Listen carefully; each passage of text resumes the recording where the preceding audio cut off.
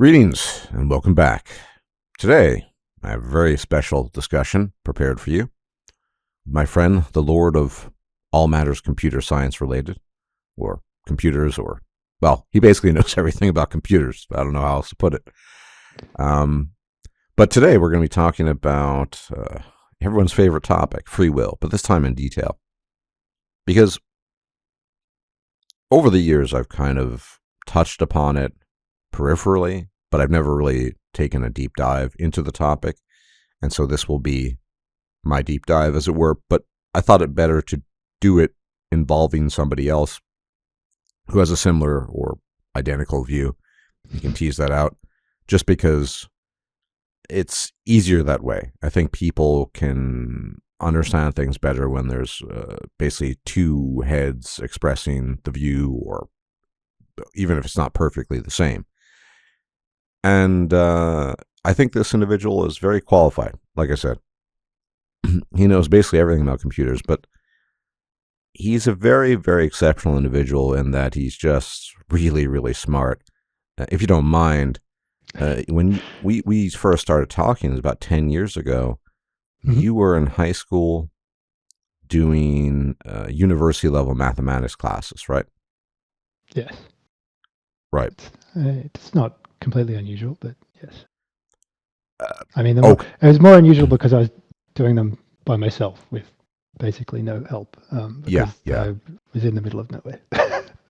Right. I mean, this was part of the issue. You were a precocious child, as it were, and the resources that might be afforded to somebody in a place that's not the middle of nowhere probably weren't there. So I think you were doing online courses at the time, and you were just very different from your. I kind of hesitate to call them peers. They weren't really peers. Your fellow pupils at the school, because they were much more how should we say, normal or average, or yeah. Now, I guess the first really basic question to ask is, when somebody talks about free will, what do you think they mean? Because over the years, now I haven't always held this view. I had to come into it, and probably later than, I think a lot of this has to do with just not growing up in the internet era as I'm approaching 50. But I have held this view for, I don't know, maybe 25 years or so. And I wonder at times with people when they say, of course we have free will, what do they mean? Do they mean the sort of uncaused agency? And we can talk more about the concept of agency. I find that very interesting. Do they mean something else? I mean, a lot of people I've encountered, especially religious types, when they talk about free will, they sort of mean the ability to act without constraints within the context of your own limitations, which is a really weird thing. So, I don't know, an Olympic level sprinter is, engaging in his free will by performing what he can perform and do. But an average runner, average Joe, couldn't do that. So it's different. I don't really know. So what's your take on that? I think the sort of normie surface level conception of free will is probably just the ability to make decisions. Almost, I feel like that's what they sort of conflate free will with, is just the ability to you can make decisions. I don't think most people, or I don't know how deeply most people think about it, but I think at least for some people, that's literally all they would think about in terms of free will, is like, am I allowed to make decisions? And yes, then I have free will. I don't think once you start getting somewhat deeper, whether you start talking philosophically or religious, or depending on which area of philosophy you think about. I'm not sure. I think I have a hard time understanding the way people conceive of the concept of free will most of the time. I think the pardon me, the notion of decision is close. I think what they really mean usually is choice. Mm. Do you have a choice to do something? Can you drink the apple juice or the orange juice? So it's a choice, and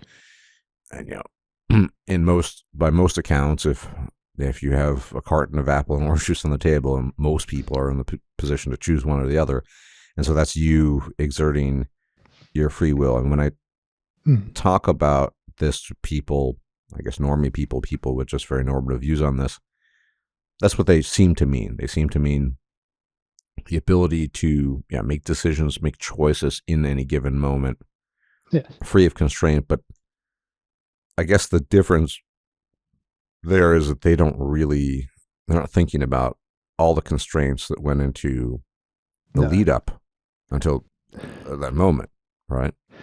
Yeah, I think they take a what you might call a pragmatic view of it. They're more thinking about pragmatically, like, do I have a choice in situation A or situation B, or et cetera, et cetera. They're not thinking about it philosophically or physically or like that sort of thing. They're just thinking about a fairly basic thing. I think that's probably pretty accurate, which is why even talking about the possibility of something like that as being essentially non-existent, or at the very least a total illusion, Hmm. is very jarring to them, perhaps. Yeah, it's counterintuitive. Well, that's a very euphemistic way to put it, but I mean it because everything. I mean, we're wired. When we think about evolution, how we've evolved over time. Everything about us is wired to perceive things in a way that basically suits that particular development. So we Hmm. can't see, as an example, within the electromagnetic spectrum, as you probably are aware, Yes. without equipment. We can see light, but that's a very thin Right. band of Yeah, okay. Right. We electromagnetic can see spectrum. visible light, but Yes. honey bees, and particularly honeybees, can see aspects of. Ultraviolet. Yep. Yeah. Yep. So I mean, why? Well, they evolved that way, and so the same thing when it comes to sort Pollination of purposes. Yeah. yeah, precisely.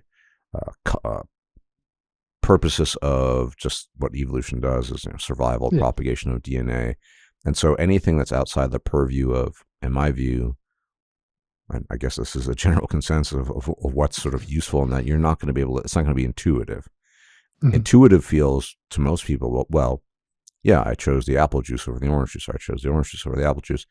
I'm there making decisions. I got up and made coffee. Was that not my choice? This sort of thing.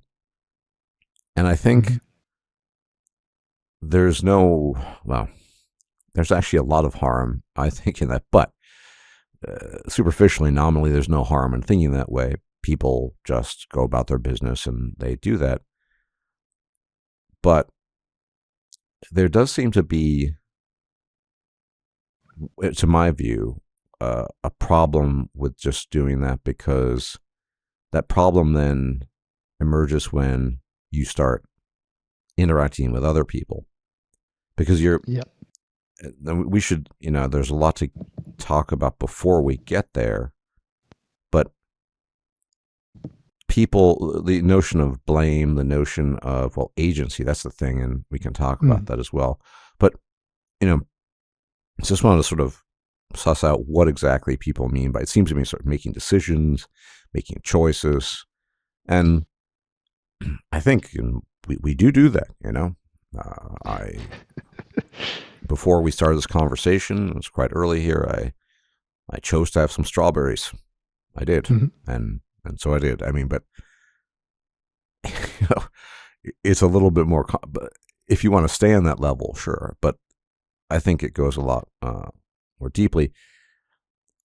If you had to, Lord of all matters computer related, if you had to marshal arguments, or not even arguments, I mean, why is the notion of free will kind of absurd to you? Why does it just make no sense to you? I mean, it requires a causality. That's really the root for me. Is I mean, you so ignoring quantum stuff for the moment. Um, I mean, everything that we have observed or can observe, apart from quantum stuff, is causal. So there's a chain of causality that links back until we can't measure anymore, which is a couple of 100,000 years after the Big Bang, or what we presume to be the Big Bang. And so, I mean, there's this. It's so complicated. It's too complicated to actually trace those chains back. Um, Ignoring quantum stuff. Anyway, and so like everything has this chain of causality to it, and to have free will in not the normal sense of just the ability to make decisions, but in the sense of um, like you are given, say, you're given some choice, and then you can somehow make that choice without having any causal dependence on what has occurred previously. That's how I think a lot of philosophers, though I'm not deeply familiar with the philosophy of free will, but a lot of people who have thought more deeply about it try to sort of uh, find some way of working it so that they can disconnect that chain of causality, and that requires an acausality. Um, and with quantum physics, they've tried to sort of they've tried to use that to introduce this acausality, because you have what do you call it, with quantum states, with superpositions and that sort of stuff, you end up with a situation where you have the superposition, and then you have a measurement, and the measurement causes the collapse of this uh, superposition. I can't remember that. Might be getting the terminology slightly wrong. But you have this measurement, and that causes the collapse of the superposition, and that takes you from this superposition of states where you're literally in multiple states at once, and you go to a definite state over this measurement. And there's which state you go to. Each potential state you can go to has a probability associated with it. But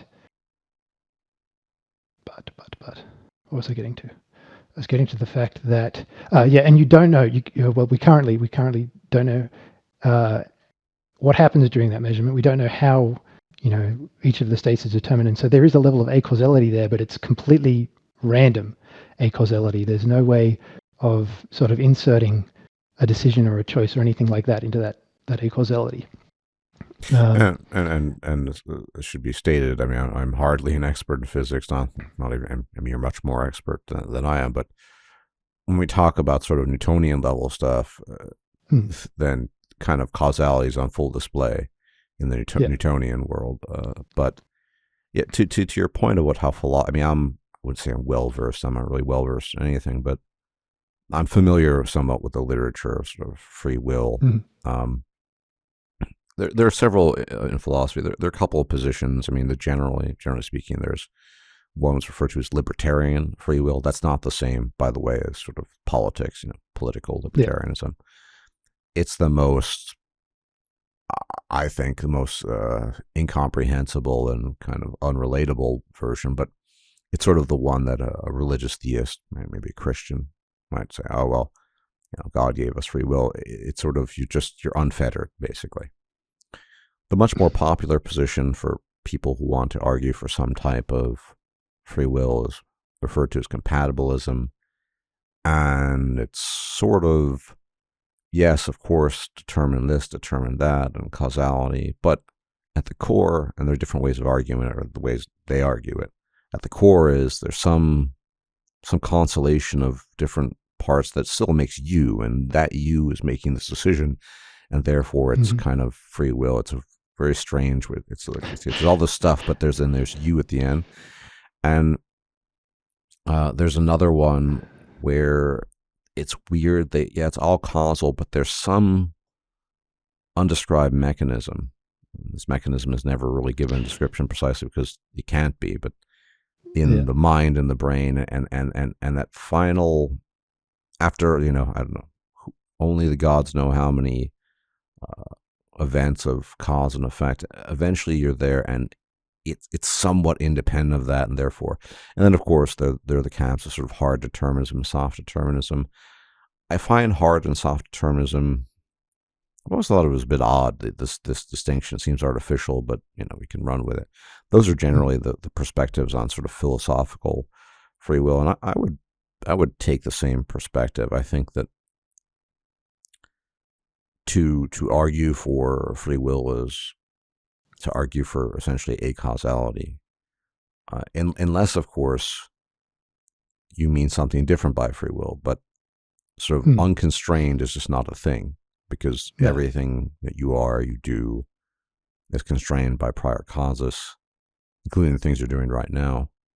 Hmm. And so it just can't be. And that's my starting point too. Now, some people think it's possible still to have a kind of acausal world, but independent of. I've tried to imagine it. It's very difficult. Yeah, I think it's usually comes from the position of um, sort of we're not omniscient, right? And Mm. so we can't know everything. And to try to steel man the position is, as we're not omniscient, we can't know everything. We shouldn't make near absolutist assertions about states of the universe and our Mm. place in it. Therefore, kind of a bit like That's the yeah. That seems yeah. almost sort of like just a pragmatic sort of interpretation where you're just thinking about like in my day-to-day life. This is getting onto the agency a little bit. But Mm-hmm. yeah, if you take that interpretation where you're just thinking about like yeah, we can't actually run all of the rules. Or we can't measure the state of the universe and then run all of the rules forward 100 years to see what's going to happen. It might be mathematically impossible. I can't remember exactly. There's some weird stuff to do with what do you call it, chaos and things like that make it basically it's just even the measurement itself would be impossible because you'd have to store all of the states of the universe in the universe itself anyway. Uh, but yeah, essentially you get to this point where yeah you're stuck in sort of a bubble of causality where you can actually sort of measure something affecting something else, and then um, yeah you sort of have this uh, you've got this bubble where you can't really see forward and you can't see the causality forward and you can't see the causality backwards. So you have this pragmatic level of like a free Ignorance. will. You've got a level of ignorance would be practically the same as if you had free will. I'd say if you could somehow create this acausality, but it doesn't mean that fundamentally this acausality exists. It's just sort of Yeah, like a because of the limitations of our position. with all due respect to such individuals, I'm not sure if sort of perfect knowledge about everything or how everything works is a prerequisite for certain things. I mean, as you pointed out Hmm. earlier, Oh you yeah, know, yeah. No, I was. yeah, Yeah, I get exactly where you're going with this. yeah, that I mean, our ability to follow causal chains backwards is very limited. I mean, Yes, once you, once you go past a I mean, certain, yeah, and especially in detail, I mean, forget about yeah, it depends on which causal chains you're looking at. Like you can look at the formation of the universe on the largest scale, and it. like you can apply very large scale laws and then some stuff, and you can sort of see how that's evolved, and so you can follow these chains of causality somewhat on like over billions of years. But Yeah. that's only in these very specific scenarios. On your day-to-day life, seeing like the causality of a particle of air moving around, you're going to lose that with probably in milliseconds or something. I mean, it's everything basically. I mean, you Yeah. might, let's say you catch a cold, you're not exact. I mean, you can, yeah, it's a virus, but you don't know Hmm. exactly what happened. And historians puzzle about the loss of ancient civilizations, the causes of which, what led to their downfall is sort of ultimately something mysterious. So we don't really understand. And this would be, I guess, an argument in their favor, so ultimate cause and effect. And yet, we know, oh, we do know that cause was involved, and but again, I guess if you make the argument we just can't know ultimately, then maybe there was no cause. But to that point, and I'm obviously not the first person to argue this, but it seems to me rather obvious that that randomness is not the same thing as at least the agency or the choices or No. decisions that people think they're making. I mean, I think Sam Harris years ago brought up this example in his little miniature book on free will. It's almost 20 years ago. He, if maybe I'm remember it wrong, but if you just randomly decided to drink coffee, even though you have no interest in coffee, that's not you exercising your free will. It would be freakish. It would be bizarre. I mean, or maybe you do something that you just habitually never do, like you eat McDonald's or you never eat McDonald's. That would be very weird. That wouldn't be the equivalent of you exercising your ability to make choices. No. So that's also doesn't really make sense. But I think that, as you alluded to earlier, most people are just concerned with the very pragmatic stuff. But I find it very difficult personally to disentangle the pragmatic aspects of this from, well, the non-pragmatic ones, because the pragmatic aspects are inextricably tied to the things that Yes. preceded them. It's just not possible for me to look at it in a different way. And from that, for me at least, follows a lot. I mean, here, good example, because we can get into the sort of topic of agency. Yes. Well, I'm not really sure what, I guess it's the same thing, but I don't, it's a question of language, right? So I don't think in my personal life I would ever use the phrase, individual X needs to take responsibility, because responsibility is just a non sequitur to me. Now, in some, in some overarching sense, if the tax office is responsible for confiscating, half my income, I can say that, and it makes sense, as in there's a kind of but I mean it's its role, and that's a different use of the word responsibility. When people talk about John, pardon me, John really needs to take responsibility for what he did. That makes no sense to me. Or you need to take responsibility to follow through on the diet. I mean, this might be just me being very, very retentive about the use of language and precision of language, but Probably. to my mind, it makes no sense. I just would never use that. I might say, John ought to make an effort, ought implying that that's what he ought to do, but it leaves open the possibility, both in reality and linguistically, for him, John, to utterly fail. I mean, what John ought to do might not be what John is capable of doing, right? Mm-hmm.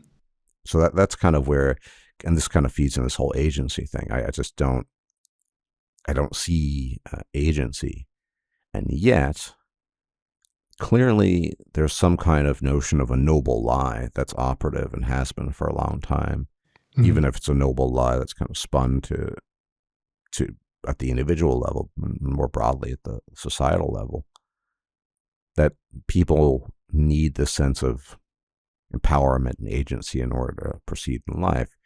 And at least on the pragmatic level, it's pretty evident that there is, quote unquote, that agency. You see lots of people succeed, and that's, quote unquote, proof of them exerting agency and them exerting their choices and free will and this sort of thing. But again, that's a very pragmatic view. And yeah, so I'm curious what you have to say about that. So, agency is where everything gets complicated. And so, yes, I definitely follow a similar line of thought in that there's no ultimate agency or ultimate responsibility, because it's all just causally linked back to wherever, back to the start. I feel the whole concept of responsibility and agency, it seems more like a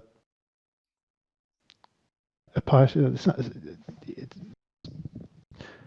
probably both psychologically evolved and memetically evolved the concepts that have come around because they're useful for the No. regulation of societies and people.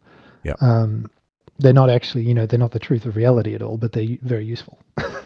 um, and that's the way I basically see them. Um, but I think there would be more useful, or not necessarily more useful, but there would be better ways, definitely better ways of conceptualizing the whole thing. I find it easiest to think about agency by looking at the like justice and the justice system and that sort of thing. Um, and the way we currently see it is we see it as like, someone has done some bad thing, and so we have to punish them for doing this bad thing because they're responsible for it. And that would be a basic, very basic line of thought. There's obviously a lot more in going into that if you look at it more deeply, but that's the very basic line. But the way, if you want to look at it sort of more directly, what we have is we have a society. This person has done something that is probably negative for the society. Then laws, getting potentially not good. That's another discussion. But yeah, they've done something that's probably bad for the society. We have to make a decision: are they going to continue doing this? Are they not going to continue doing this? If they're going to continue doing this, what do we do to prevent them from continuing to do these negative things to the society? And then we just do the thing that stops them from continuing to do the negative thing to the society. And so that's sort of that's the same sort of line, but without having to ascribe any like free will or agency to that person. You're basically looking at just the actions and predicting future actions. What you touch upon there, I think, is important about sort of the evolved pragmatism behind it, because there seems to be a lot of evidence that there's this notion for, say, desire for justice. Just as an example. Yes, I'll just make a quick note first. Is that one moment? I think I've just lost it. You continue. Sorry. Oh well, if it occurs to you, I'm sure. But if you choose to recall it, there's this deeply ingrained sense for most people of justice. You see people, back when the death penalty in the United States was quite popular, getting a deep sense of emotional relief and in some cases satisfaction at seeing criminals executed, electrocuted. A really kind of absurd and sad example was in the 1920s, I believe, in the south of the United States. I don't remember, it was Tennessee. There was a circus elephant that was being abused, and so she ended up running rampant, and I think she killed a bunch of people. And she was effectively put on trial and then hung up on a sort of crane, this kind of construction or something. She was hanged, basically. Again, imputing agency to the elephant. And there's other stories. There's a story of a guy who, during a war, his lost much of his family and taken away and what have you, and he spent the rest of his life just in misery for just not being able to sort of exact vengeance on the perpetrators. And so there's this, and at a visceral level, I mean, I've in the past at least felt that in low moments where you get what you deserve, whatever that means. So I think it's a very visceral thing. It ties back to a visceral sense of agency.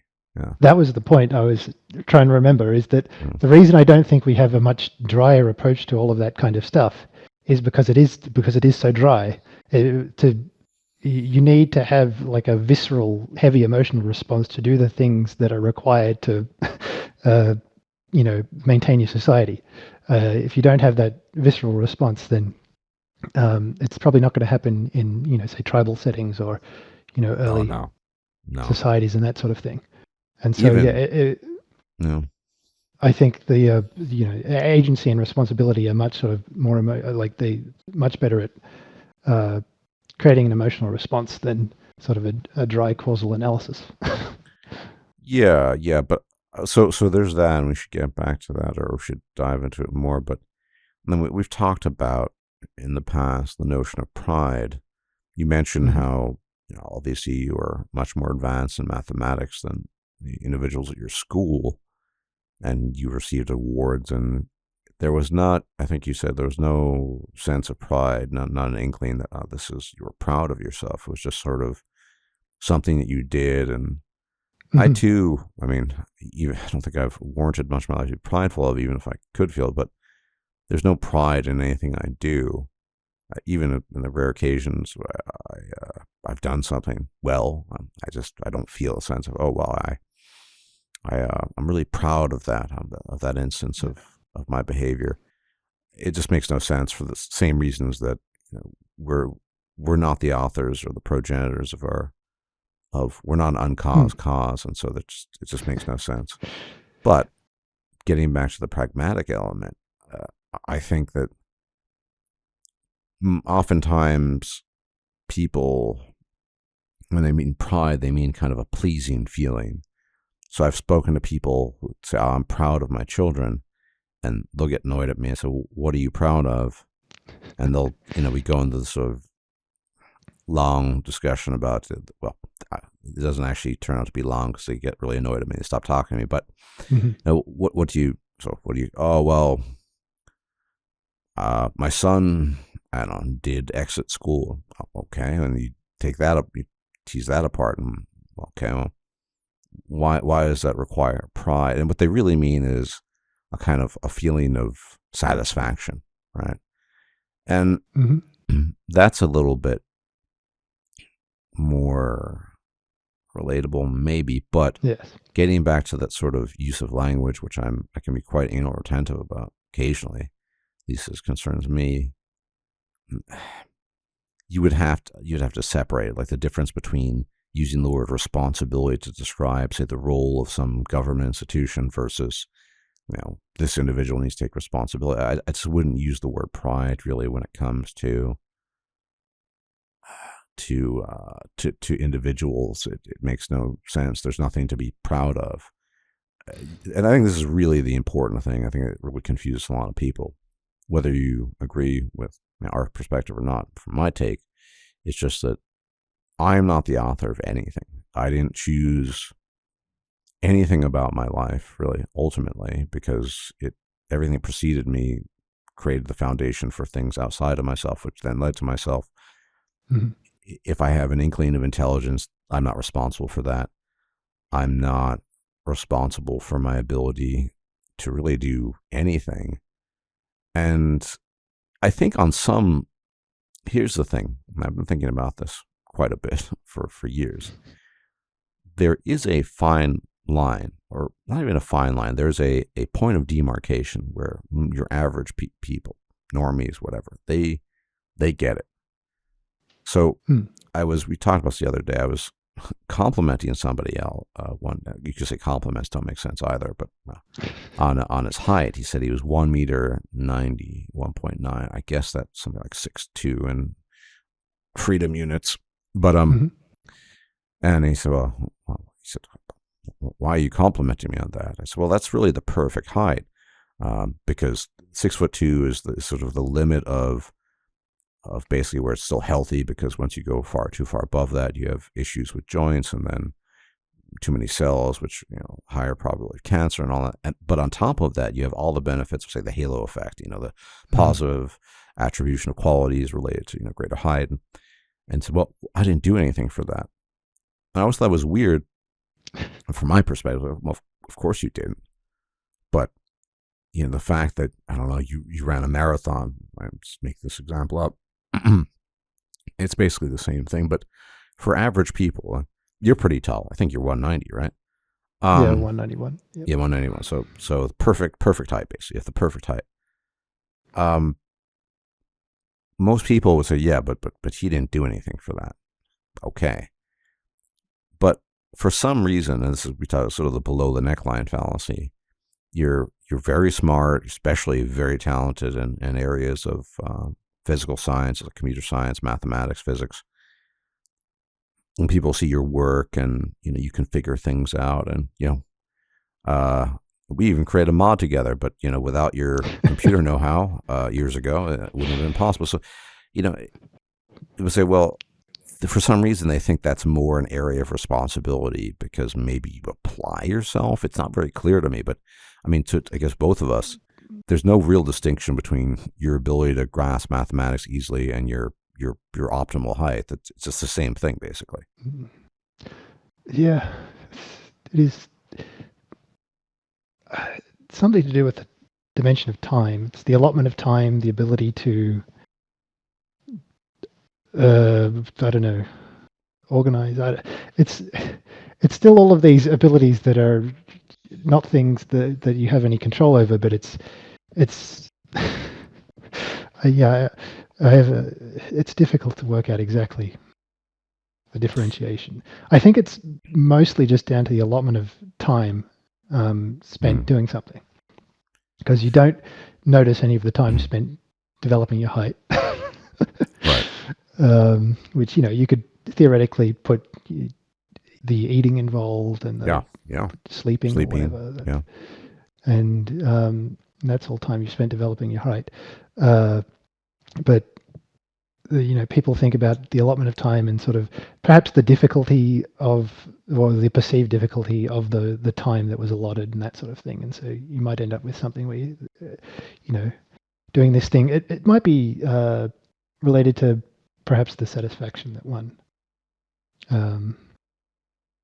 receives from. I think so. Because no one's going to be, well, people probably aren't going to be satisfied once they reach a certain height, in the sense that the satisfaction of achievement, maybe the satisfaction of being, but not the satisfaction of achievement. But you have this sort of satisfaction of achievement when you actually spend time doing something. So I'm not sure.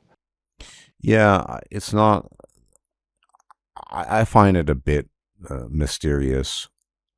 I think we talked about this as well, related to some kind of normative range of what is possible for the average individual. And for very straightforward things like height, most people, height's about 80% heritable, given optimal environmental constraints, because heritability gets really messed up when you don't have, you're growing up in a war zone, poor nutrition, but yeah, assuming you grow up in a Western environment, something like that. People just kind of see, they don't even need to know the precise percentage of it. Yeah, it's, you're tall because your parents were tall and whatever, right? It's very heritable.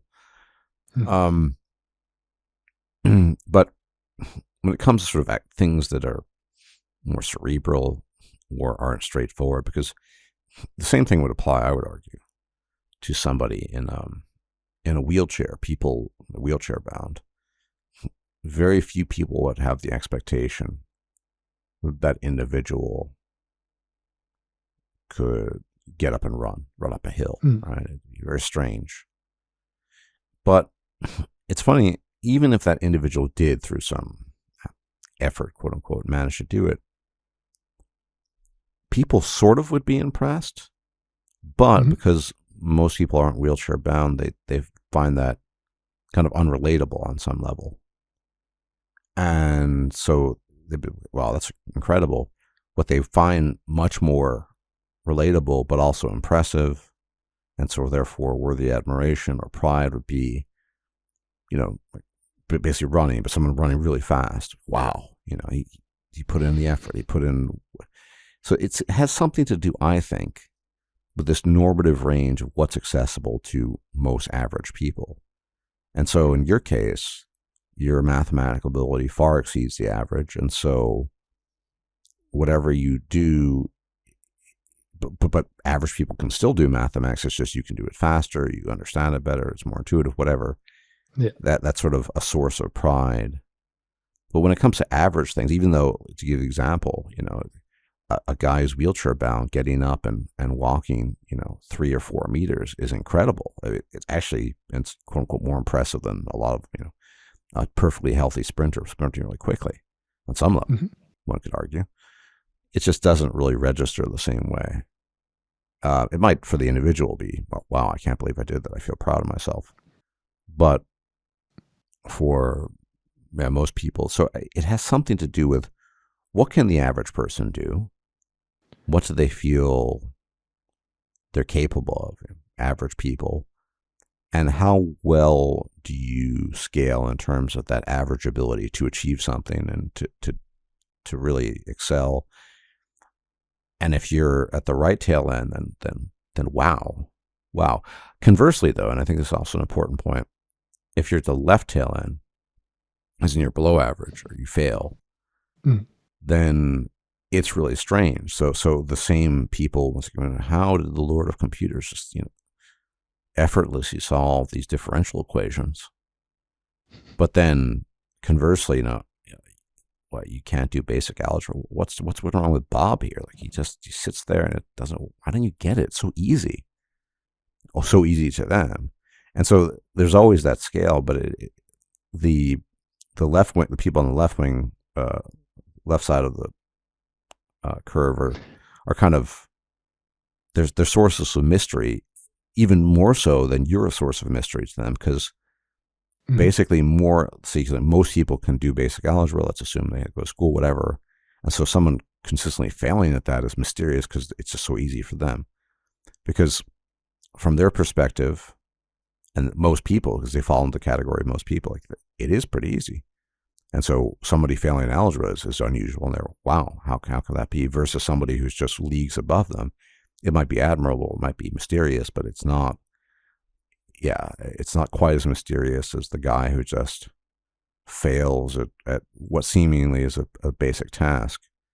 And this really applies across the board. I've worked with people that were, I'm not especially smart, but people were dumber. But I've read stories of people that were truly challenged, as in they would struggle to figure out, bus schedules, where the bus stops, this sort of thing, right? And again, that's a big challenge to most people to even understand on some basic level.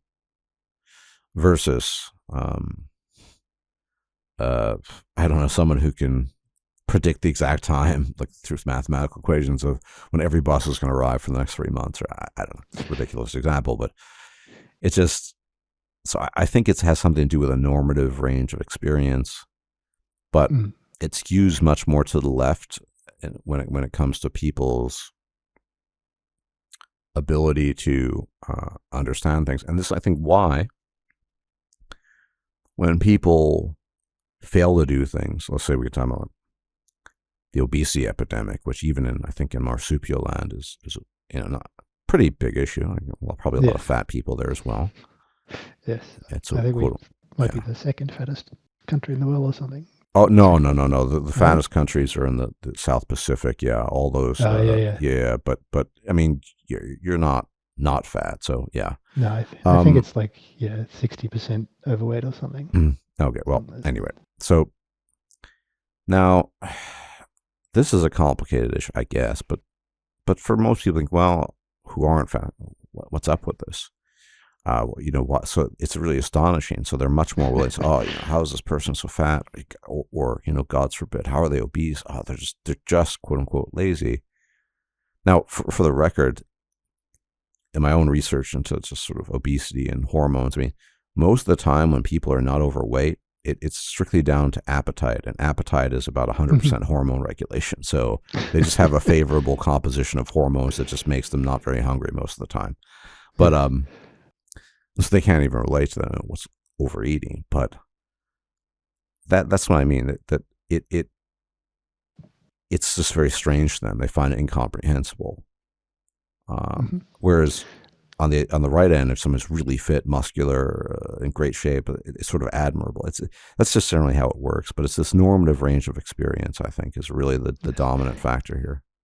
I think it's a combination of experience and expectation. Expectation. Because expectation's the other key component there, I think. Because with someone in a wheelchair, you'd never expect them to get up and walk at all, unless they're, obviously not supposed to be in a wheelchair. But I mean, along the line of the expectation thing, I've experiences with programming competitions and what do you call it? They're just university in general and that sort of thing. Like the people there are ostensibly significantly smarter than the average, probably a standard deviation or Yeah, two.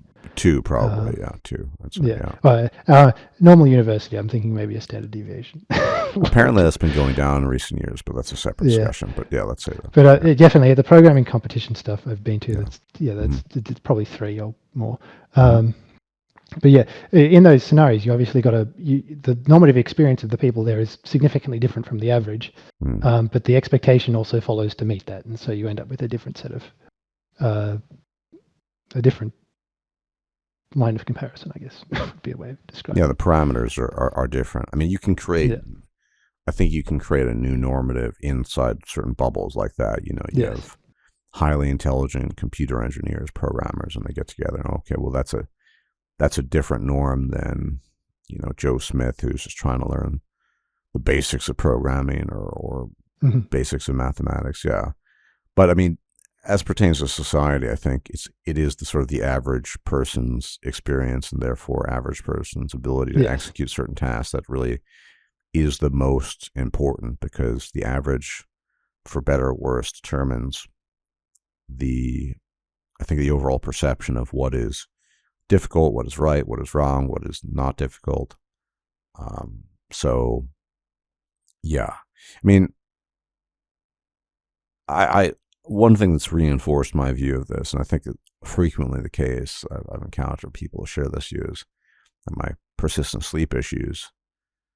And in order to get even halfway decent sleep, the amount of sort of rituals and things I have to engage, it's very complex and annoying.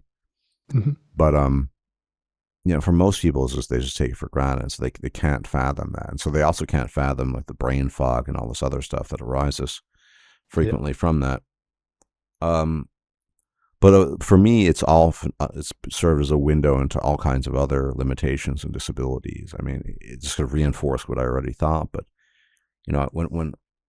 when I've been in situations with people, maybe past relationships with women or just individuals in general, colleagues at work, whatever it might have been, you know, at the time, and even especially now looking back, because I probably, maybe it's a function of aging, I'm just sort of more wedded to this view than I mean, I was wedded to it as well 15 years ago, but maybe less, I don't know, yeah, hard to describe. But I never really assign blame. I don't, if somebody Mm. acts in an atrocious way towards me, I might not want to interact with the person. Well, probably not. But I don't think, by golly, this person should have done better. Why is he behaving? Well, he's behaving this way because that's just how he is. Mm. Um, it, there's no, it's not functionally different from a dog chasing a stick or a ball. I'm not trying to, yeah, it's not really functionally different from that. If people, this is the big takeaway. I think a lot of people just don't get this. If people could do better than what they're doing, they would. Now, that seems really simple on the face of it, but that takes into account all of these things. So, for example, we go back to the obesity, overweight issue. If it were easy for this approaching, half the population or overweight, obese, to just keep the weight off, they would. Hmm. And it's the same category as people with, nicely regulated appetite hormones, where they just don't eat a lot. They don't think about food very much. I mean, it's just, yeah. So I just don't have expectations of human beings, really. I might have hopes. Hopes are Yeah. a little bit different. One hopes that a person behaves this way to you or Uh, whatever. But yeah. yeah. I mean, it's sort of um, well, going back to the first thing. If someone does something negative, and the natural response is to blame them for that thing, and that creates the emotional response, which creates action. And so that's sort of a simple, intuitive, and automatic sort of response. Um, if you understand, well, if you have this position on agency that we have, then you have to follow through with the analysis and think, well, it doesn't take much, obviously, but this person is just doing these things because that's who they are, given these environmental variables that they're in. Yeah. And so from that point, I mean, you can't really change who they are currently with current science. No. I mean, you could beat them over the head with something, and maybe that'd do something. I mean, Um, yeah. but yes, what you can do is but that does lead you can realize that the actual thing that you need to do, if you want to try and change the outcome, is to change the environmental variables, but you might not have any control over those. And so if you do have some control over the environmental variables, then that's the actual thing you need to change. Yeah, If and you want to, yeah, this is an important point. A couple of things. A lot of people, it's really simple. A lot of people don't realize that when it comes to sort of genetic stuff, it's the analogy I always use is building something. Mhm. It's very difficult to build something compared to taking something apart, destroying it. And so, yes, if you want to kind of reduce a person's genetic potential, that's easy. Beat them over the head, feed them Cheerios with whiskey every morning as a child, whatever it might be. It's very hard to sort of raise the ceiling. yes, But the what you just talked about is changing environmental variables. We don't always, very infrequently have the kind of control we need to change the environment, which is basically yes, the source of the obesity epidemic. I mean, if you compare 100 yes. years ago, we've changed a little bit, but not fundamentally. We're the same humans, and yet there's some huge percentage of the population that's overweight, obese. What happened? Well, the environment shifted. Now, people will say, well, we do have agency. People respond to incentives. Well, that's what this is, because Yes. this is just cause and effect. It's putting the carrot in front of the horse and saying, well, look, if you do that, but that's not what they mean by agency. Now, I've heard absurd examples. Well, these people are just lazy.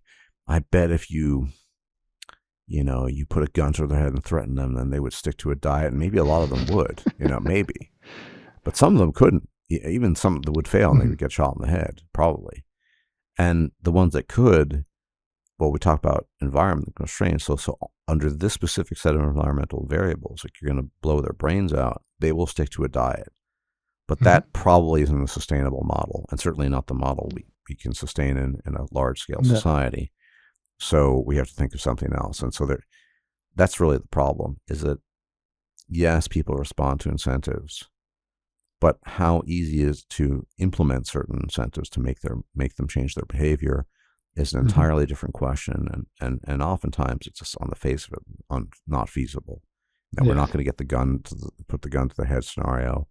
And I don't know, maybe even in your lifetime, because you're a fair bit younger, if we're going to see some massive reform of, accessibility to fast food and junk. I mean, I'd say through quote unquote discipline, over the years, I've become fairly good at regulating, at least not indulging in the worst of my vices. Because if I have any vice, it's probably gluttony. I'm very liable to fall for that.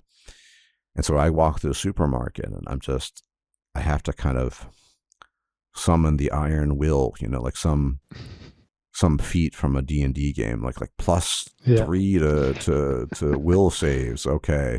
But it's only operative for 5 rounds. And those are the 5 rounds. You go to the supermarket and then you leave and then you're safe again. This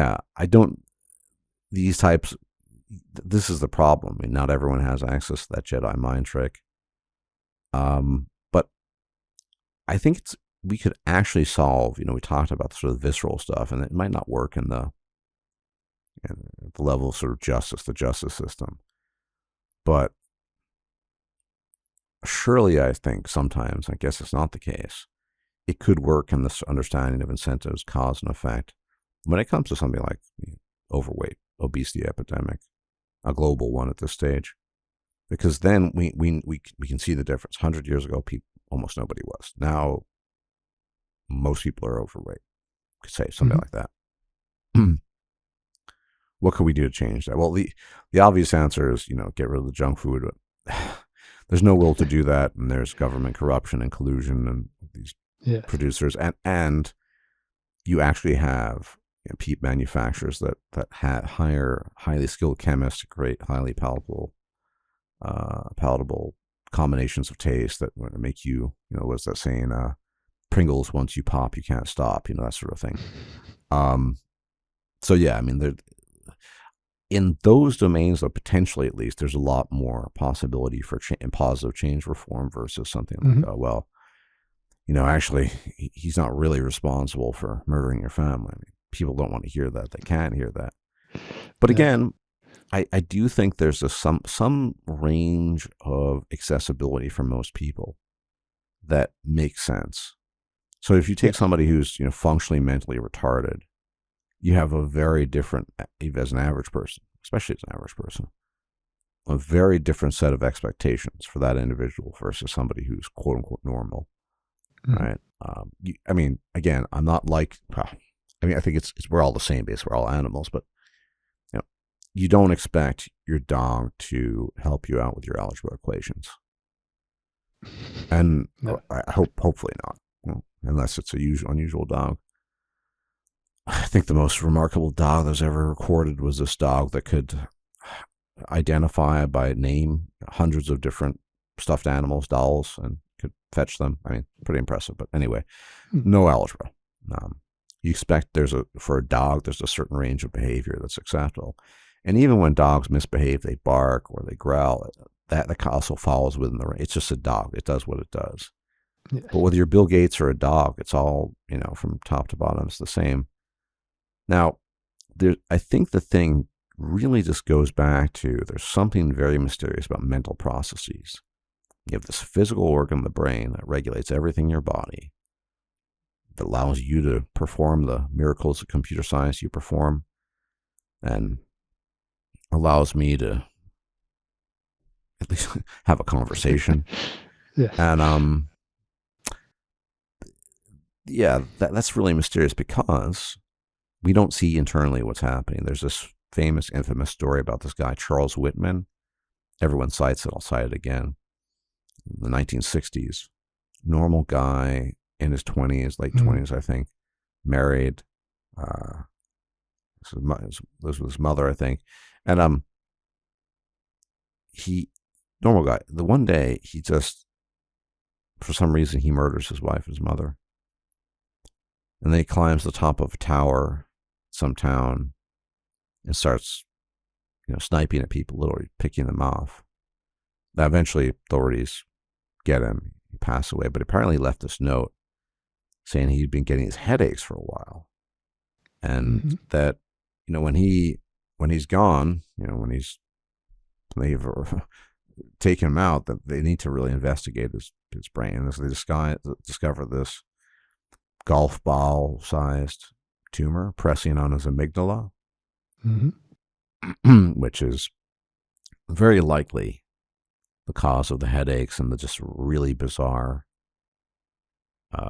behavior. There's another example. There's another one. Everyone talks about it, but it bears repeating.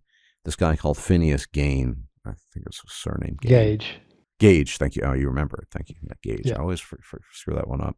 So you know the story, but for the audience, this guy in Vermont, 1840s, when the railroads start in the United States to start getting taking off as a kind of means of transportation, and he's the foreman, and he's a person who's disciplined and religious and authoritative and all these things. And there's some accident involving explosives or dynamite, and some piece of metal basically gets blown in his direction, and it's almost like a bolt or something, and it goes through I think right through his eye, his left, I think his left or right eye, through his head, and so fast and so hot, it cauterizes the wound, so he's not bleeding excessively or anything. But in the process, it takes out a whole chunk of his prefrontal cortex. Yeah. And they send him the doctor. What's the doctor? I say, yeah, you have this injury. But the interesting thing about this doctor, I forgot his name, is he actually takes note, documents the change of behavior. Within a day, this guy Phineas Gage, he becomes rude. I think he takes to alcohol. He becomes abusive, even criminal. He used to be the pinnacle of the upstanding citizen, going to church, being Mm. responsible, managing the rail site.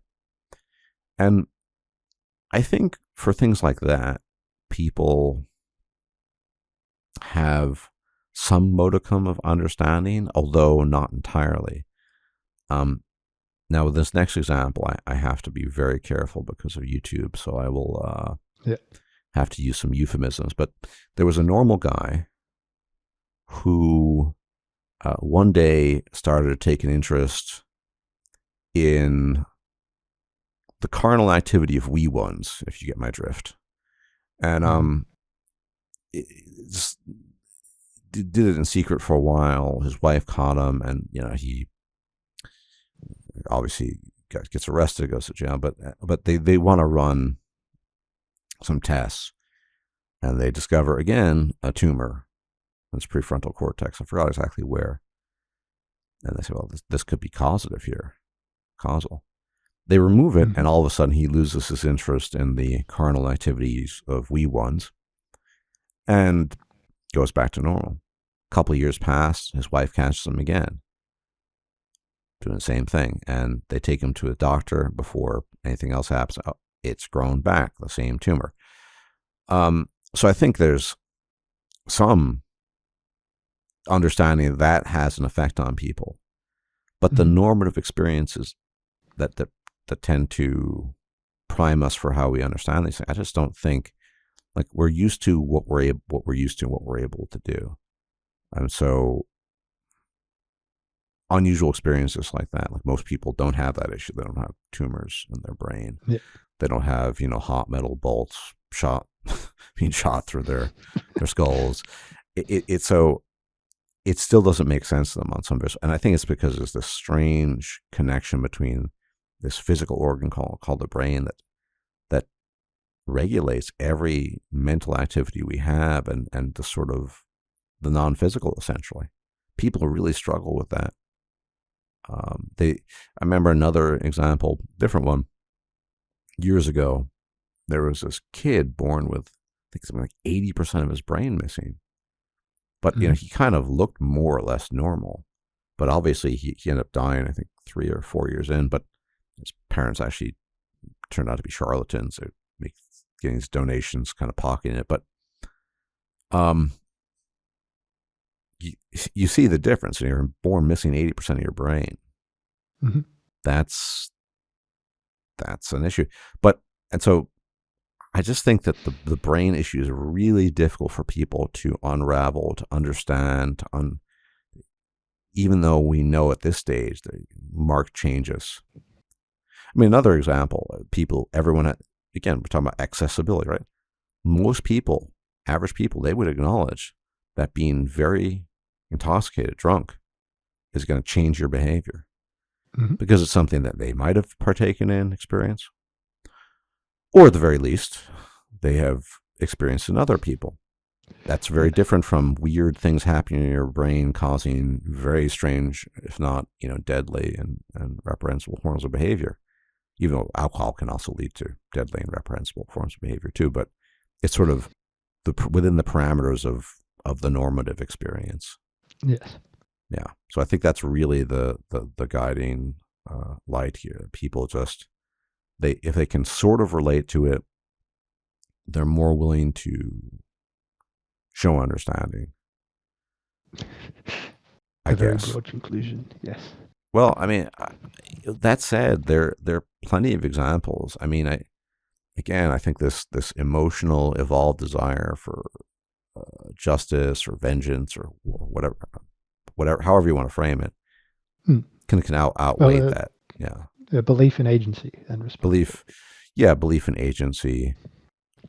People want to believe that others are actually malicious actors or good actors, or whereas they're just actors. Well, they're not. Yeah, they are actors. They're puppets on the stage, right? You're right. So And they I are mean, actors. depending on how you define something like malicious actor, you could still Yeah, call someone a malicious actor in the sense that they're an actor that is negatively going to affect something that you have investment in, and you want to remove them from that. yeah, And yeah. it You could do does, that.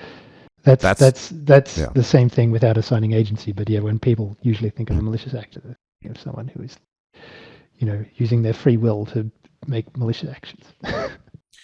Yeah, So, yeah. I mean, not to put too fine a point on it, but if you actually think about it, I mean, I know you probably know Robert Sapolsky. He a couple of months ago put this book out, sort mhm, of his magnum opus, I guess. That's the book he wanted to write for most of his life about free will. But he'll bring up the point that really it's not even from your birth onwards, but even before your birth. What if your mother smoked or drank? Okay, mhm, there you go. Problems with that, and even before that, what was her upbringing like? Oh, they beat her. Oh, well, that, you know, there's just so many factors.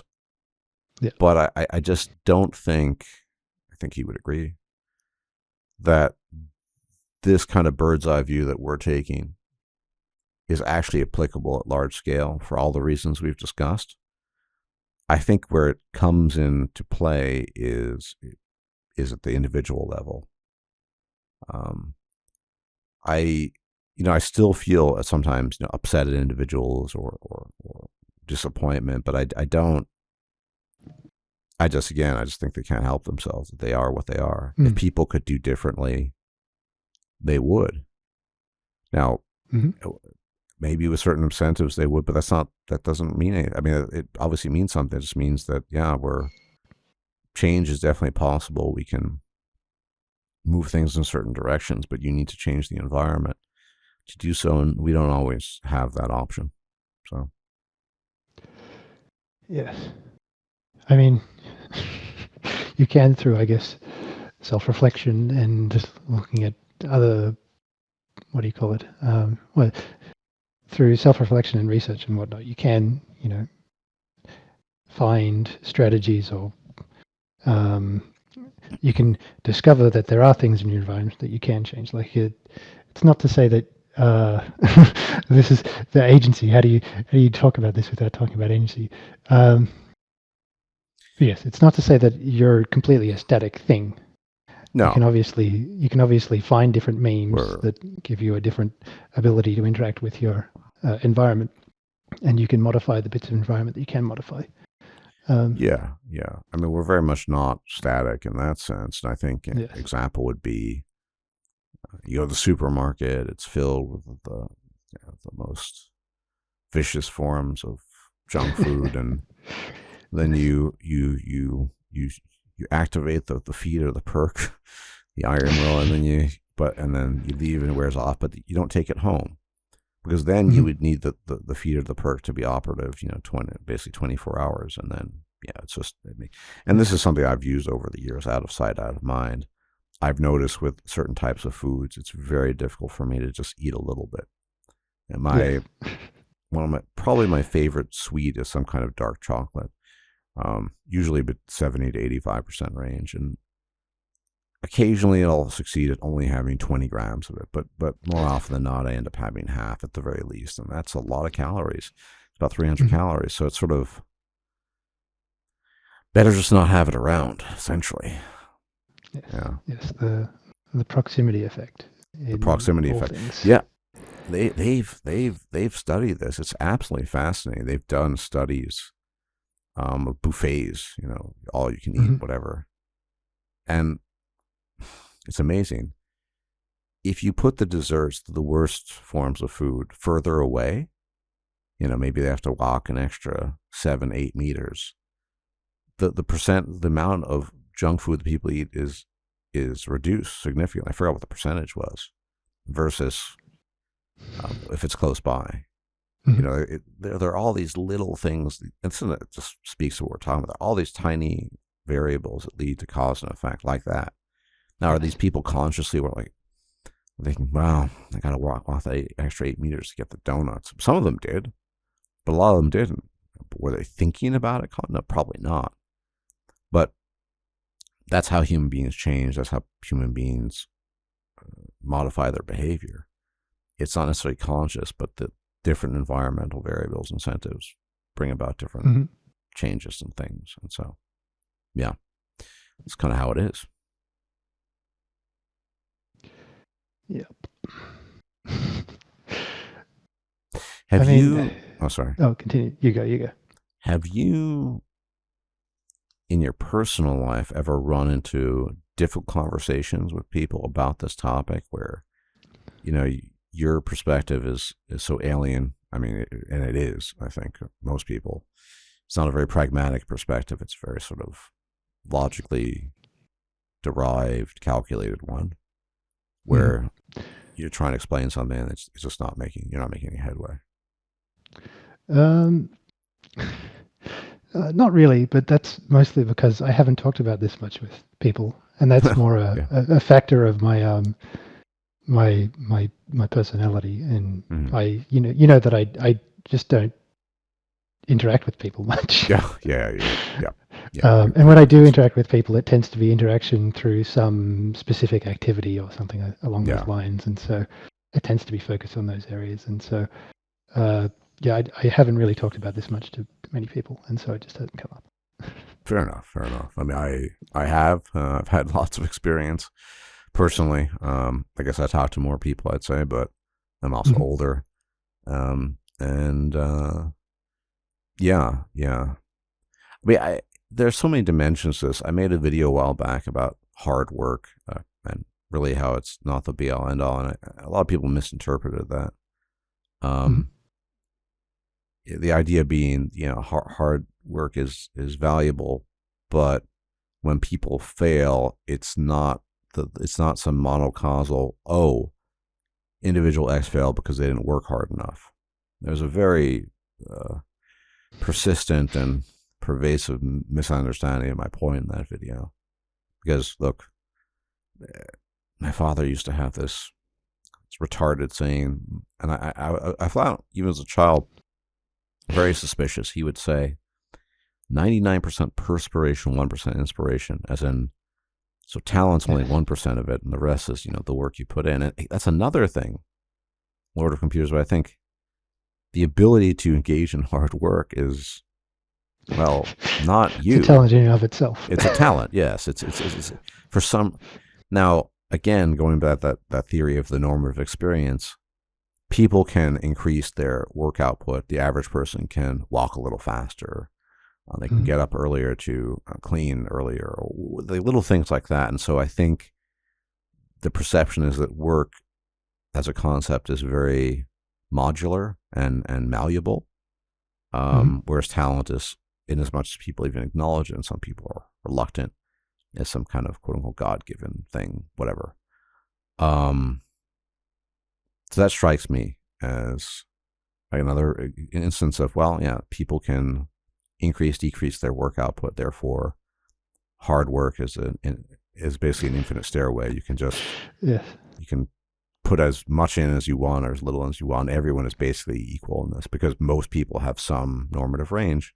Again, the average person seems to dictate what your view Yeah. is. Yeah, I well, mean, how much of this do you think comes down to people sort of either intuitively or through experience, or not experience, but through what they've been exposed to, just taking a sort of a blank slate approach to humans, thinking of humans? yeah, And because I don't think it's very common for, I'm not sure, but I don't think it's very common for people to think of humans as animals and then expect people to have, similar um, predictability and ranges as animals. They mm. think of humans as these special things.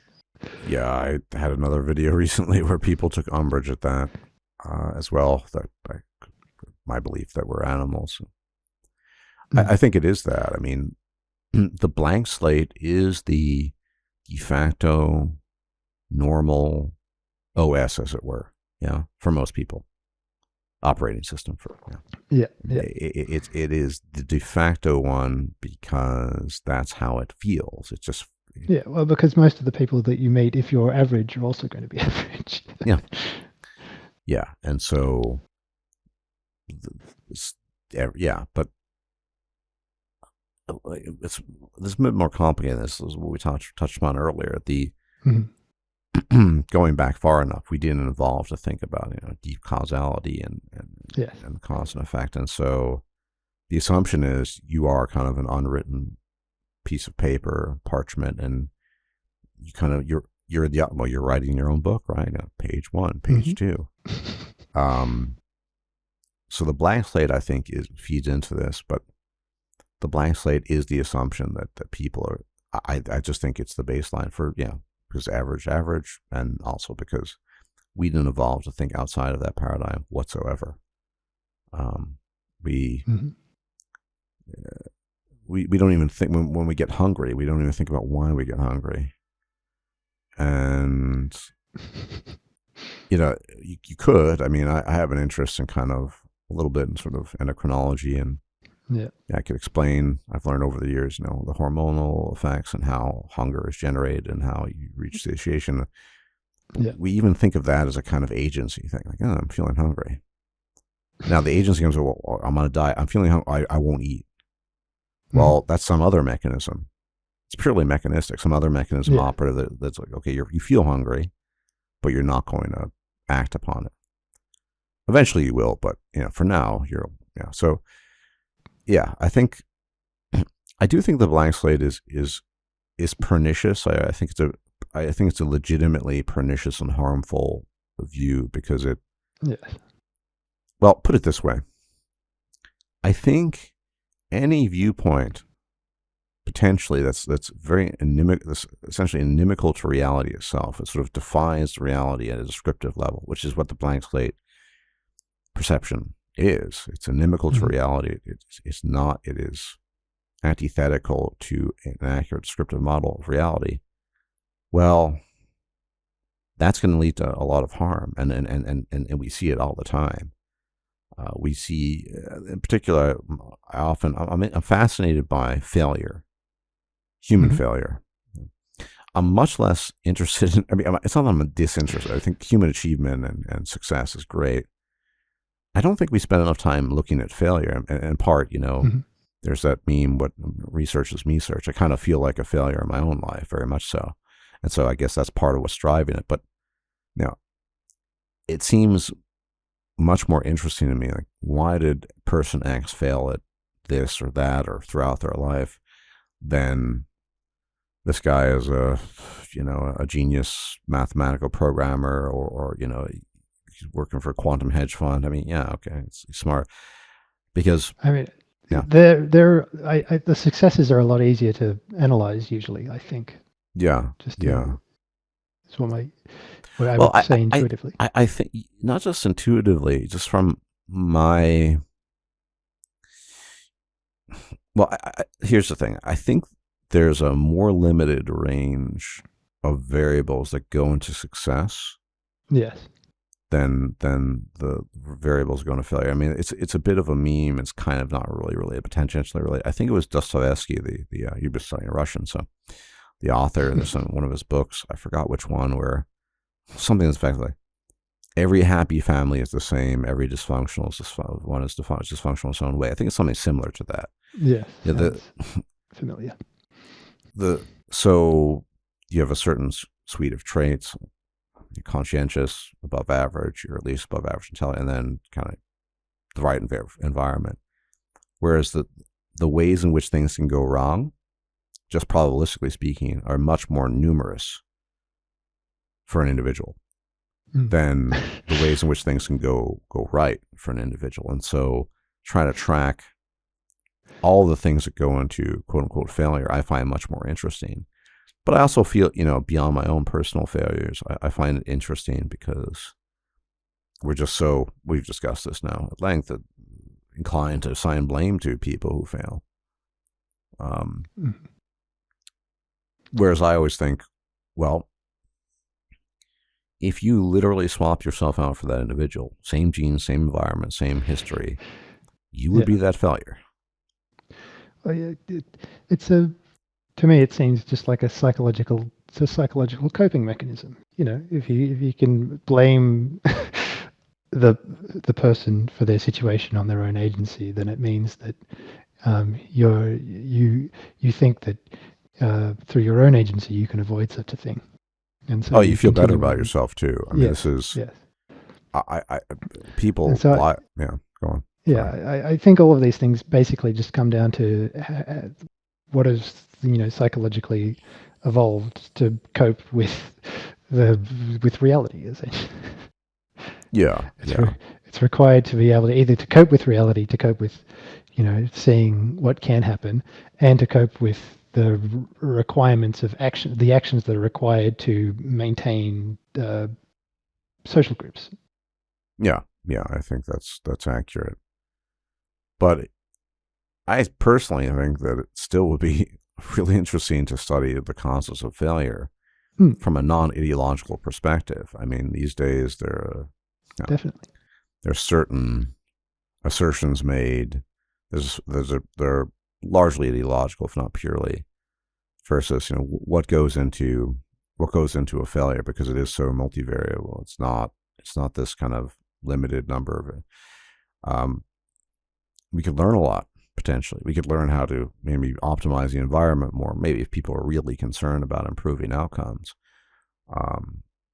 But Hmm. I think that's another thing about talking about sort of social groups and social cohesion, and just things working generally.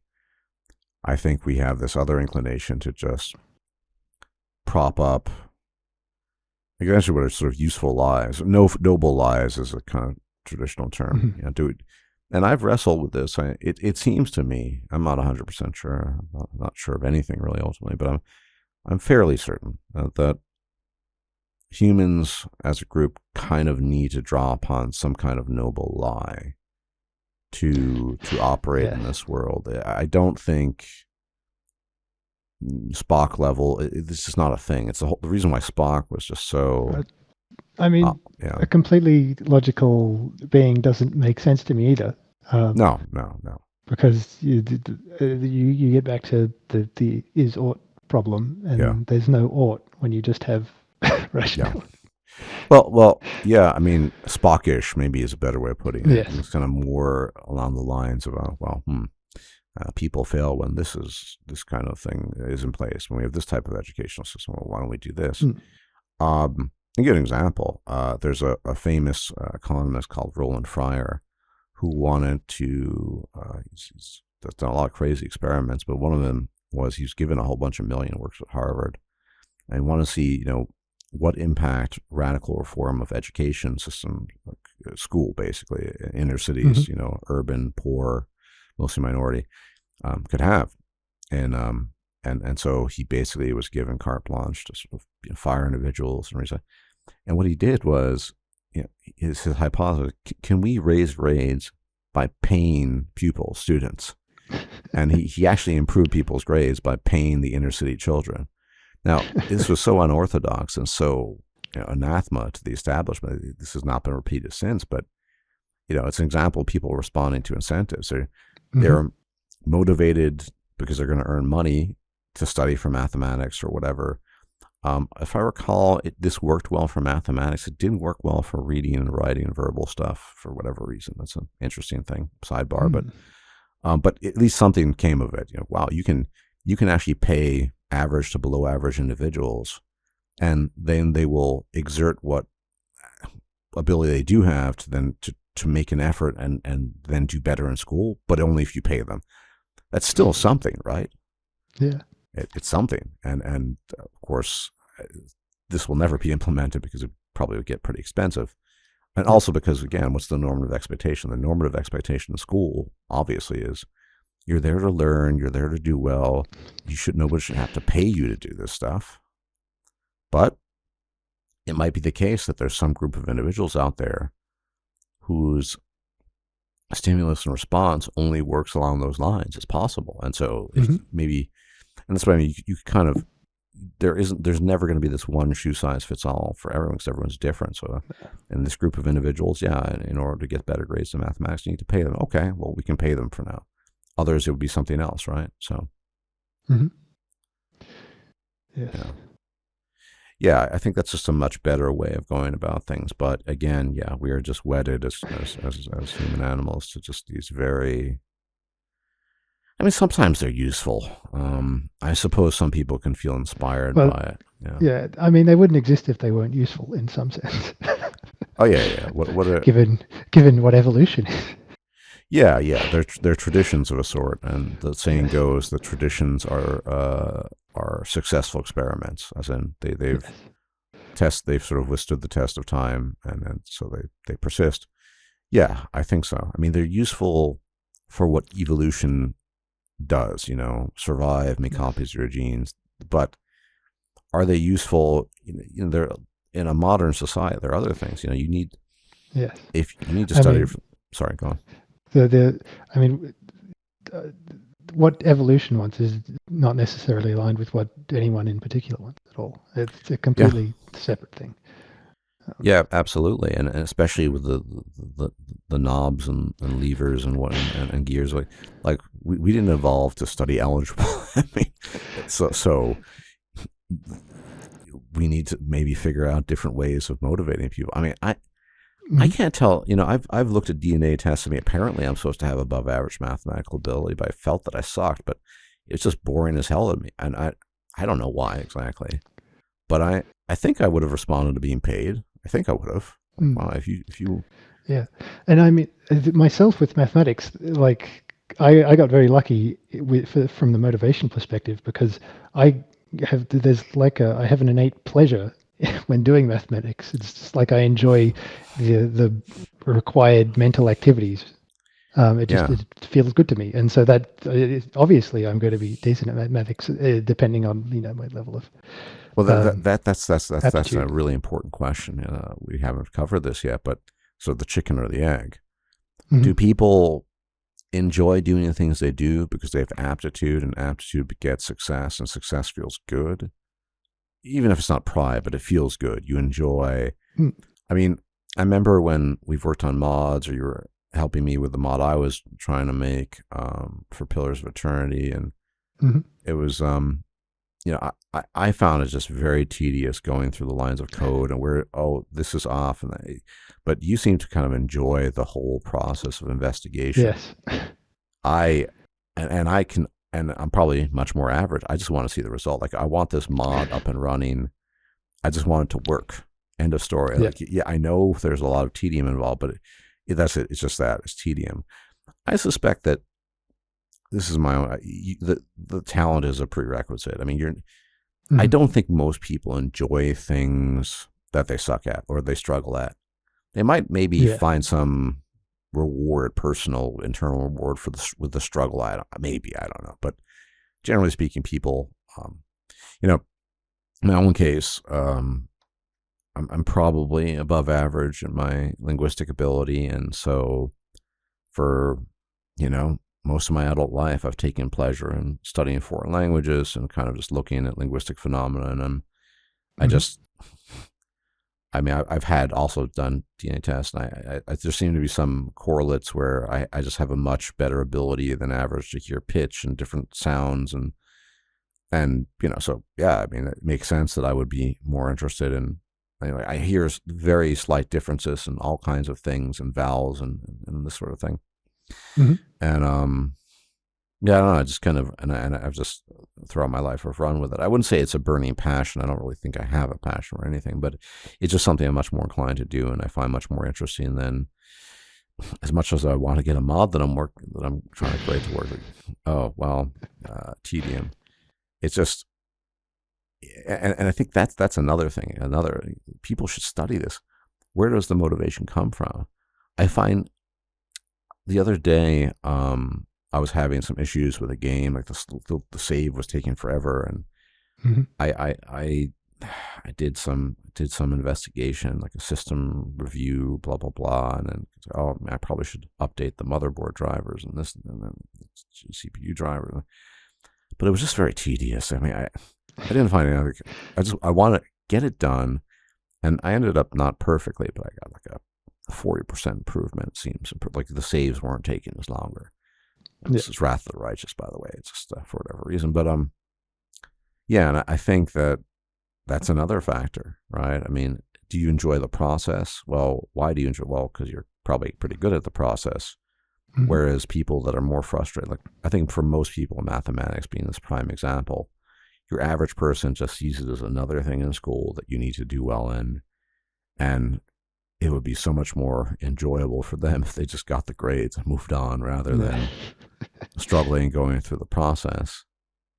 But yeah, I think there are ways of overcoming that. And in the case of this social economic experiment, paying pupils to do better seems to work. Yeah. Now, Incentivizes. exactly, incentives, because the incentives, that's the other thing. We have this one shoe size fits all sort of incentives. No, we need very specific incentives. Yes. Um, They need to and be highly personalized. yeah, and I don't know if we have the resources for that. I think part of it, apart from this kind of general sort of blank slate overreach, is that there's only so much you can do on a personal level Mm. to improve learning and comprehension and really anything. I mean, I think, I suppose money, it's why people talk about, the wealthy having access to many options is true. You want to get in Mm. shape, hire a personal coach, have them call you in the mornings, the evenings to make sure you're eating right, monitor this and Yes. that. Yes. Yeah, With enough money, you can brute force a lot of motivation and yeah, you can incentive. do, and you can brute force a lot. I mean, you can just, someone who sucks at me, you can hire a tutor and they can sort of borderline, maybe get through, get by. Yeah, but we just don't. Those resources don't exist for most people, and No. therefore, um, Mm. yeah. So it's. I think some of this could be possible, but Yes. we just don't have the will to implement it. Yeah, I think with enough sort of uh, research, you could probably figure out general categories of like different, like how people, the different categories of people that respond to different incentives in different situations and that sort of thing. And you could probably eventually come up with like a typology of something or something. Yeah, I think so. And and you could use that in education and workforce and whatever to increase people's motivation in a positive way with that. um, but it does require that you sort of admit that people are very different and that they respond reliably to different stimulus and all that sort of stuff, and it's not something that people the overarching current understanding would really Well, um, okay. accept. The two elements at play here. I think part of it is just sort of the the legacy effect of just old institutions being just that. Yeah. Like, this is how we have our schools. This is how we run our mathematics class. This is how we learn Mhm. history. This is whatever it might And be. Yeah. and it's funny because people have tried, to set up different schools with different educational approaches, but they haven't been based in reality as such. Most of them, at least. Most of them haven't. That's the point I was trying to get to. That we're Yeah. kind of living in a particularly ideologically charged time. Now, I guess you can make the Mm. argument it's always been in different ways, but it seems Yeah. the the the the ideological overreach is everywhere, and so the hypotheses people are offering for, say, human failure, which is one of my great fascinations in life, Mm. are driven more by ideology. Like, why does someone feel it's all racism, or it's all sexism, or it's just prejudice, or the only reason somebody fails is because they're poor. Well, maybe if you dig down, it's not as simply as, yes, money is all we just discussed is a huge resource, but you know, rather than sort of looking at it empirically and saying, well, okay, what is actually going into? There's this guy that I'd like to get on. I don't know if I will. His name is Rob Henderson. He's kind of a very famous blogger. He's been on some huge podcasts. Mm. Well, maybe he'll refuse me probably because I'm not mainstream. But Yeah. his point, he grew up in foster home care, and he put out a memoir about that. I think a couple of days ago. But his point was basically that there seems to be research to suggest that poverty itself is not the cause of, say, delinquency and failure, but sort of very unstable upbringing. It's like the whole principle of building a house, destroying it. Like, if you're a Mm. child and you have a very unstable home, it's violent, or you don't even have a home, then that's going to mark you for life in many ways. But he says, conversely, stable parent homes, even if they're poor, tend to produce better results than middle class, wealthy homes that are very unstable. I mean, Mhm. relatively speaking. Yeah. So, yeah, I mean, this is an example of, that seems to be much more empirically based on, poverty causes X. Yeah. I think the really the challenge of our time, is overcoming just non-empirical ideology and then Yes. trying to work with reality. Basically, if you want to make improvements, then then you're going to have to do that. It seems I get very frustrated because the ideology is everywhere. It's infected games. It's infected everything. But if somehow we could get past this, I'm not very hopeful. Then yeah. I'm very, very not. Just because, Neither am I. No. yeah, I'm skeptical as to whether people can live without some sort of ideological framework. I mean, you could argue everyone has an ideology, like the ideology of Yeah, believing in no free will, or sure, but yes, I mean some sort of. Um, hmm. No, I'm not sure how to describe that. a kind of Yeah, well, I mean, perhaps not an ideological framework, but a framework that offers guidelines independent of whether or not they're empirical. I mean, yes, I think yes. No, yeah, that's the yeah, important point, is because yeah, if you take an empirical framework, then you need to respond to mm, changes in understanding in data and all that sort of stuff, yeah. which seems difficult for a lot of people.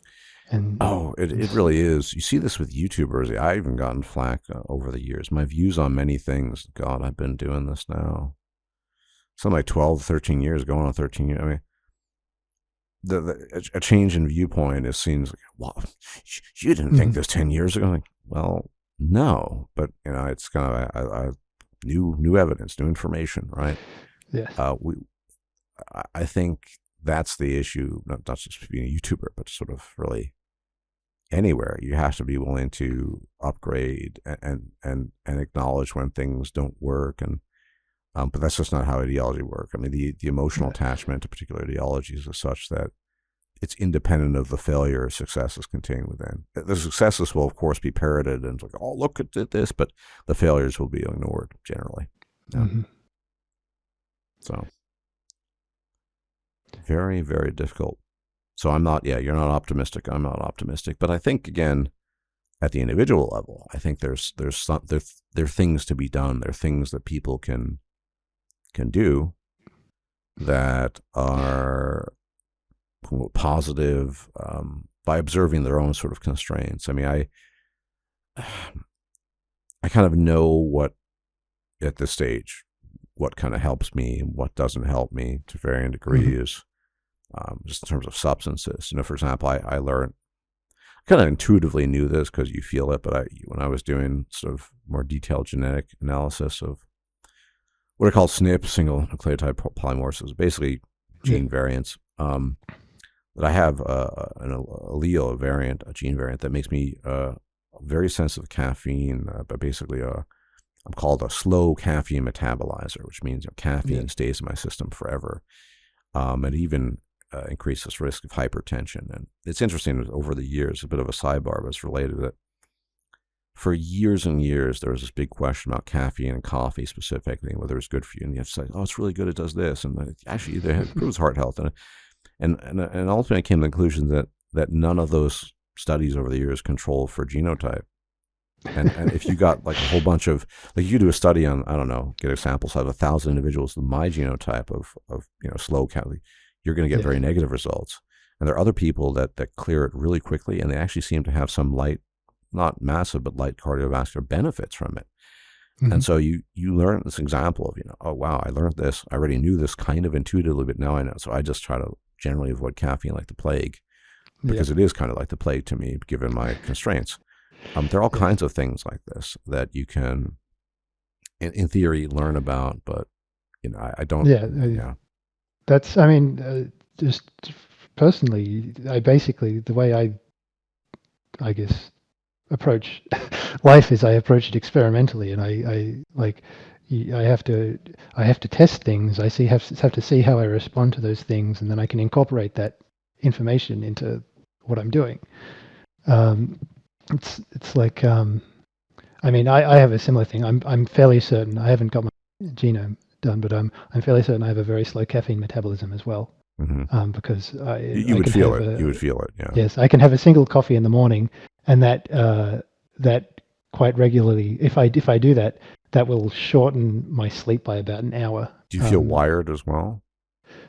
Yes, yes. So Yeah, yeah, a single coffee, very yeah, wired off. yeah, I yeah. had to completely stop. I can't drink decaf. I can't eat chocolate. I can't any caffeine at all. That's so I just interesting you bring that up because decaf, a lot of people, I can tolerate small amounts of decaf. Always, I mean, it's a bit of a tangent, but I have some Mhm. knowledge of this.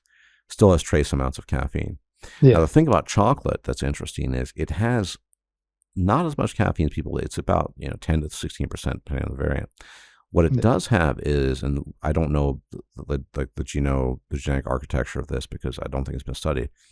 It has something called theobromine, and Yeah. this is very at the molecular level quite similar to caffeine. Not exactly the same, but I would suspect that because I respond similarly to chocolate. It's another reason why I shouldn't be eating large quantities of chocolate, even though it's a huge temptation, Mhm. especially dark chocolate. Is that theobromine is very similar in its effects to caffeine. So I would assume if you're a slow caffeine metabolizer, the same is going to apply to something like theobromine. Therefore, chocolate would have the same effect. And it seems in your case, it affects you negatively. It affects me negatively if I eat too much of it. And so, yeah, that would be my hypothesis. And you could experiment. I mean, I don't know if they're going to ever run experiments like, theobromine. Like but too niche. But still, you get my Yeah, point. Yeah. yeah. And I mean, yeah. So, I mean, pragmatically, I find the experimental approach is slow, but it definitely works in the long term. Because you Yeah. can, but to do that, you have to be aware of the things that have potential effects, and then you have to be able to test them, and it takes a lot of time. And I don't know if it's necessarily ideal, but it's what's I been think working. most people. I mean, the people do that. It's not Yes, the sort of same. subconsciously. Yeah, it's not the same meticulous level you do because I know every time I've had a software problem or potential harm. I mean, you think in ways I just don't think. I mean, it's partially attributable to your greater intelligence. I also think it's just sort of how you approach things. Yeah, no. I, yeah, So yeah, I have a God. How do I describe it? So yeah, I think because I started programming when I was about 12 or 13, which isn't super early, but I was early enough and I did enough of it that I think it's had a significant effect on the way my brain sort of processes stuff. sure, yeah, Um, yeah, and so I think that's probably what you're yeah. I being think saying. so. That's an example of kind of environmental exposure having some long term effect. I mean, when for instance, sort of normies or average people who do, they might think, what do let me lay off.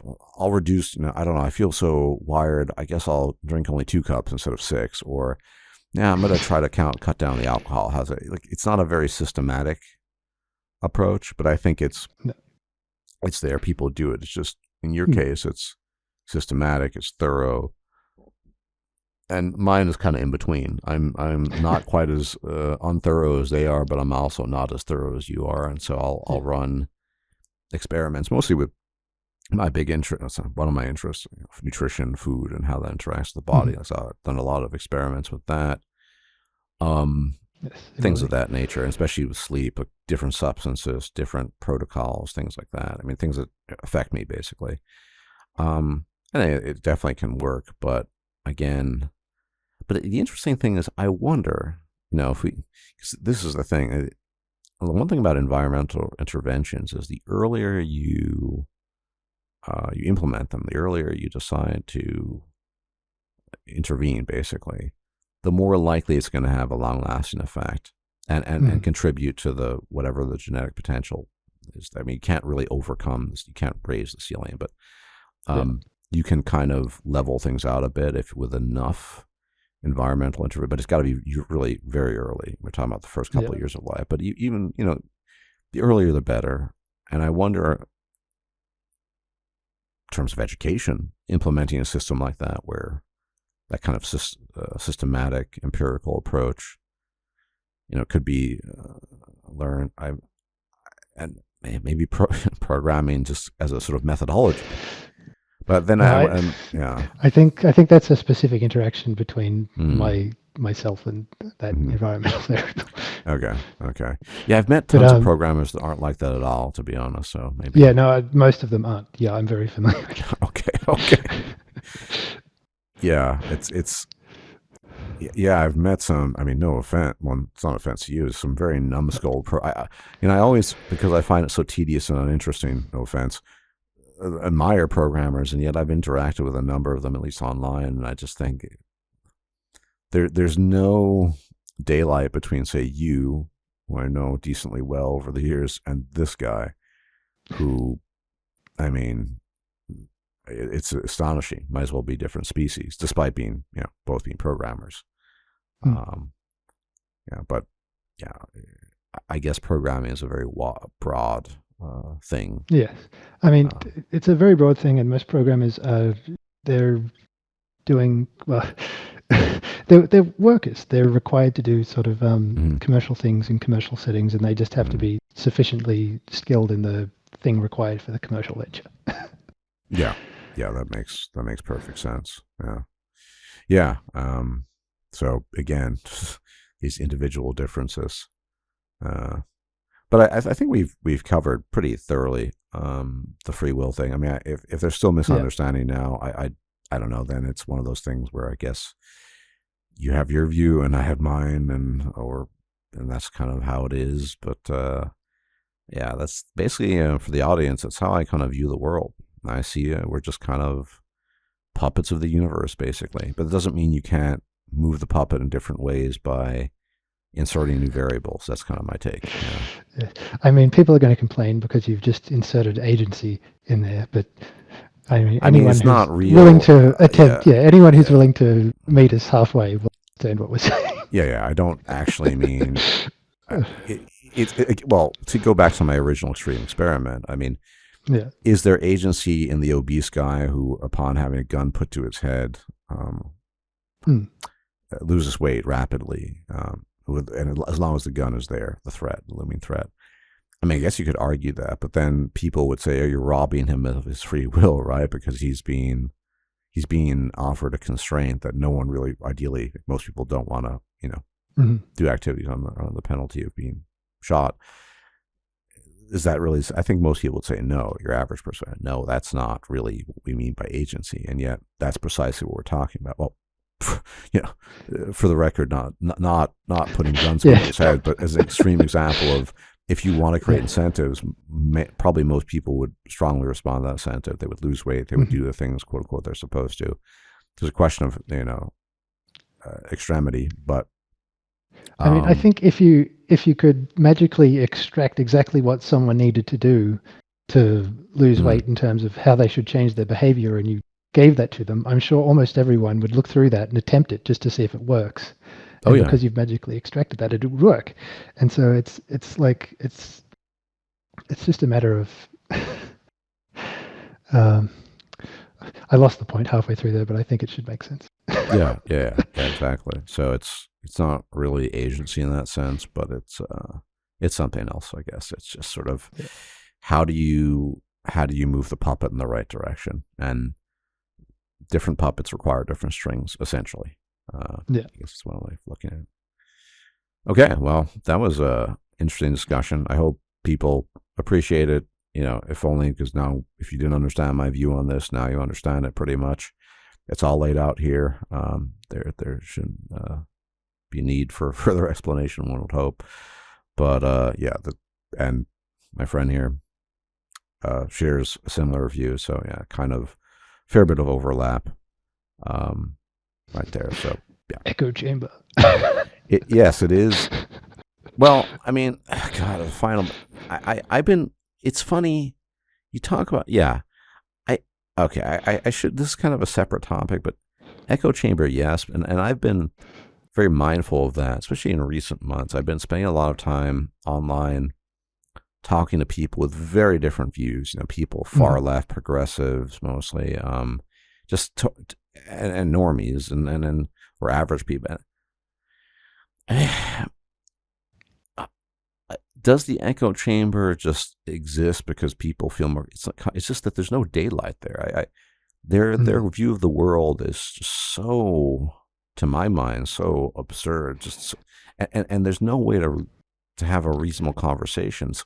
I realize I've learned to hold my tongue that anything I say, I mean, for example, I'll give one example I had a while back with some group of people, progressives. I was talking about sort of genetic engineering and modifying, and of course they assumed what I meant was, we're gonna run the fourth empire scenario, and we're gonna be rounding people. Like, of course, that's the only thing it could have meant, and that's what I mean. That I don't want to be an echo chamber. I would like variant views, but the problem is, if there's no daylight, if there's no port to use computer tech to connect to begin with, what on earth am I supposed to do? I've learned a lot, in a sense, interacting just by being silent and listening to the things they say, which are at times pretty alarming to me. I'm not going to lie. But I've also done this in the past with people who are very far right. I mean, I'm not even particularly right wing, but just like, wow, that's also, it's pretty unreasonable. But I'm kind of in my this type of sort of politics phase, and I find it very like, it's not. I don't want to be in an echo chamber, and yet, if there's no point of connection, if your worldview is so fundamentally different, it's kind of leading towards a kind of cultural political speciation event. Well, I want to talk about this in a separate video, maybe at some point in time. But it's not a trivial issue. So yeah, I mean, echo chambers, yes, but how much of the echo chambers is based upon your view of reality? And we think our view of reality is correct, and they think, say, a blank slateist would think, and I think a lot of these people tend towards that view, their view is correct. Where's the daylight there? Well, not much. It's a natural thing to think. Yeah. But I mean, I don't know. I mean, you could. I just don't. Yeah, there's not. I don't know how someone who believes in the blank slate fundamentally, as many of these people do. I don't know where I'm supposed to connect to. Sorry, it just doesn't work. Yeah. Essentially, so it's just an example. Anyway, well, thank everyone for joining. Appreciate you listening. Hopefully, learn something, not learn something. You get a different perspective. Now, if you're in an echo chamber, maybe you've been exposed to a different echo chamber. Maybe that's a good way of putting it. So I thank everyone for joining, and I'll probably check you out for the next video. Take care.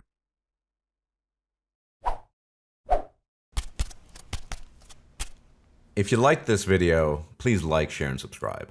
And if you enjoy my content, please consider making a donation or becoming a patron. Thanks for watching.